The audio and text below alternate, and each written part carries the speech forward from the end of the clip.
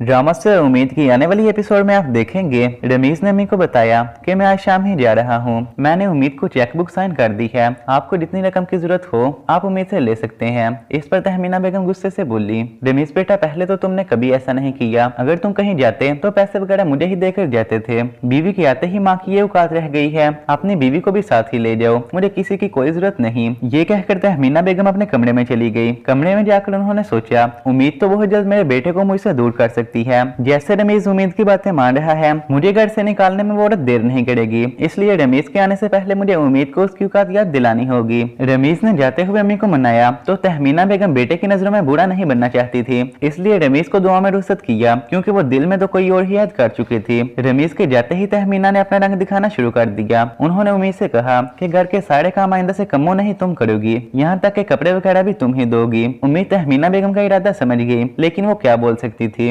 रमीज मन मीक वहाँ रहा, उम्मीद सारे घर के काम करती, फिर भी तहमीना बेगम उम्मीद पर गुस्सा करती और हर काम में कीड़े निकालती। उम्मीद सब्र से सब बर्दाश्त करती। तहमीना बेगम सोचती कि कहीं वो उम्मीद के साथ ज्यादा बुरा तो नहीं कर रही, लेकिन फिर जब उन्हें अपने बेटे की मोहब्बत का एहसास होता तो वो उम्मीद के दुख भूल जाती। तो फ्रेंड्स, अगर आप हमारे चैनल पर नए हैं तो काइंडली चैनल को सब्सक्राइब कीजिए। मजीद आप देखेंगे तमन्ना को जब पता चला कि जमाल बुरे कामों पर लग गया, इसलिए आजकल उसके पास इतने पैसे हैं, उन्होंने जमाल को समझाने की कोशिश की तो जमाल ने तमन्ना को थप्पड़ मारा और बहुत बदतमीजी की। इस पर तमन्ना ने जमाल से कह दिया, आइंदा मेरे घर में आने की जरूरत नहीं, तू मेरे लिए मर गया। जमाल को कोई फर्क नहीं पड़ता था, क्योंकि अब वो खुद कमा कर खा सकता था। जमाल के जाने के बाद तमन्ना हर वक्त खुद कोसती और रोती रहती कि मेरी तरबियत इतनी बुरी थी, इसलिए मेरी औलाद बुरी निकली। तमन्ना ने उम्मीद और शाजिया से माफी मांगी। उम्मीद ने पुप्पो को माफ कर दिया। तमन्ना ने अल्लाह से भी रो रो कर अपने गुनाहों की माफी मांगी। दूसरी तरफ जमाल भी कितने दिन अय्याशी करता। पुलिस ने जमाल और उसके दोस्तों को रंगे हाथों पकड़कर जेल में डाल दिया। अदालत ने गैर कानूनी काम की वजह से जमाल को 10 साल की कैद सुनाई। जेल में रहकर जमाल को अपने बुरे कामों का एहसास हुआ,